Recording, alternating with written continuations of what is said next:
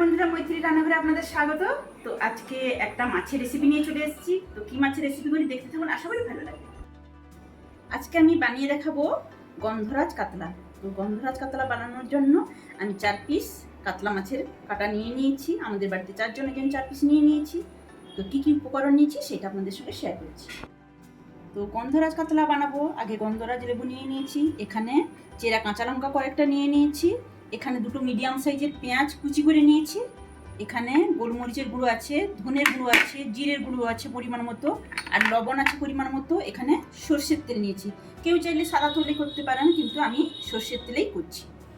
এখানে চারমগজ নিয়ে নিয়েছি পরিমাণ মতো, আর কাজু নিয়ে নিয়েছি পরিমাণ মতো, আর নিয়েছি গাওয়া ঘি 1 টেবিল চামচ। তো ওভেনে কড়াই বসিয়ে দিয়েছি, কড়াইতে আঁচও জ্বালিয়ে দিয়েছি। এবার দিয়ে দেব পরিমাণ মতো সর্ষের তেল। তো তেল দিয়ে দিলাম, তেলটা গরম হতে থাকুক। গরম হতে হতে এদিকে আমি মাছে একটু ম্যারিনেট করে নেব। গোলমরিচের গুঁড়ো দিয়ে দিচ্ছি আর লবণ দিয়ে ম্যারিনেট করে নেব।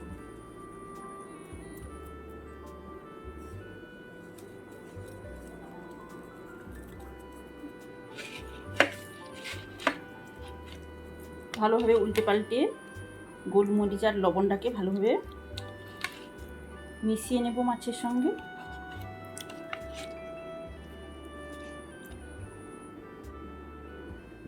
এদিকে কড়াইতে তেল গরম হয়ে গেছে, তেলটাকে একটু ছড়িয়ে নেব চারদিকে। তেলটা ভালোভাবে গরম হয়ে গেছে। তেলটা একটু কড়াভাবে গরম না করলে মাছগুলো লেগে যায়। তো এবার আমি একে একে মাছের পিসগুলো দিয়ে দেব আর ভেজে নেব।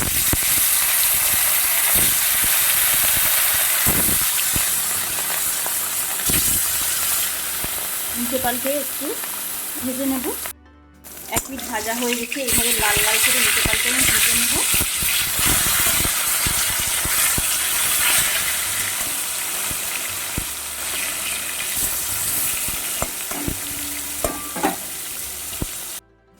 মাছগুলো ভাজা হয়ে গেছে, এবার মাছগুলো আমি তুলে নিচ্ছি।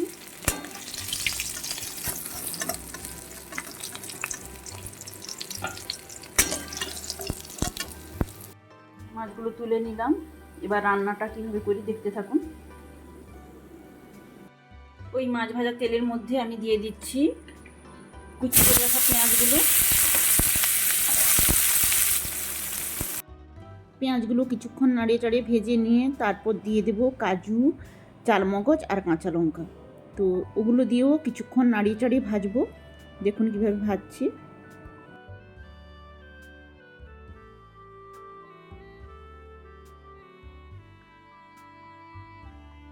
2 মিনিট মতো নাড়িয়ে চাড়িয়ে ভেজে নিয়েছি।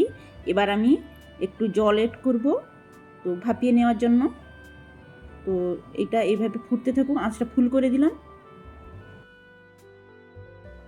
তো দেখুন জলটা শুকিয়ে গেছে। এবার আমি একটা মিক্সিং কাপে নিয়ে নিচ্ছি সমস্ত উপকরণ। পেঁয়াজ, কাজু, চালমগজ আর কাঁচা লঙ্কাটাকে পেস্ট করে নিলাম।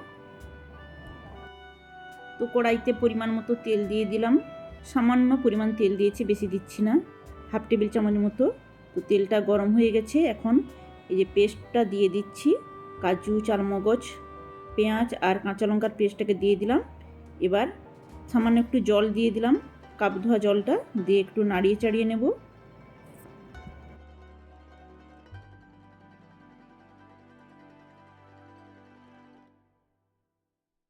তো কিছুক্ষণ নাড়িয়ে নিয়ে এখন দিয়ে দিচ্ছি গোলমরিচের গুঁড়ো, জিরের গুঁড়ো আর ধনের গুঁড়োটা। এবার দিয়ে দেবো গাওয়া ঘিটা। তো 1 টেবিল চামচ গাওয়া ঘি নিয়েছি, সেটাও এর সঙ্গে দিয়ে দেবো। দিয়ে নাড়িয়ে চাড়িয়ে একটু কষিয়ে নেব।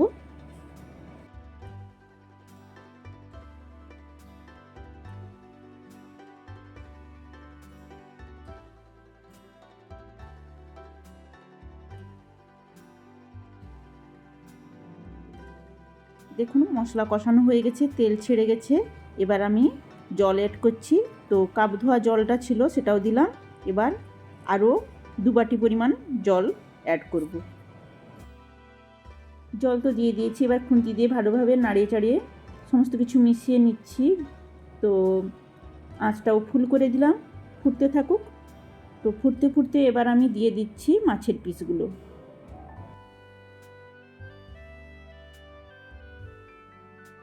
তো আঁচটা একদম লো করে দিয়েছি, এইভাবে ফুটছে, লবণটাও পরিমাণ মতো দিয়ে দিলাম। তো দেখুন অনেকটা ঘন হয়ে এসছে, আঁচটা তো লোই আছে। এখন আমি এই যে একটা গ্রেটার দিয়ে গ্রেট করে নিচ্ছি, গন্ধরাজ লেবুর খোসাটাকে গ্রেট করে নিচ্ছি, ওপরের অংশটাকে। দেখুন দারুণ একটা স্মেল আসবে, টেস্টি হয় দারুণ। গরম গরম ভাতের সাথে গন্ধরাজ লেবু থাকলে আর ঘি যদি থাকে আর কোনো কিছু লাগে না। তো এই রেসিপিটাতে গন্ধরাজ লেবু থাকছে মানে টেস্টটা দারুণ। একবার যারা বানাননি কোনো দিন বানিয়ে দেখবেন, দারুণ লাগে খেতে। তো আমার রেসিপিটা হয়ে গেছে, আঁচটা বন্ধ করে দেবো এবার।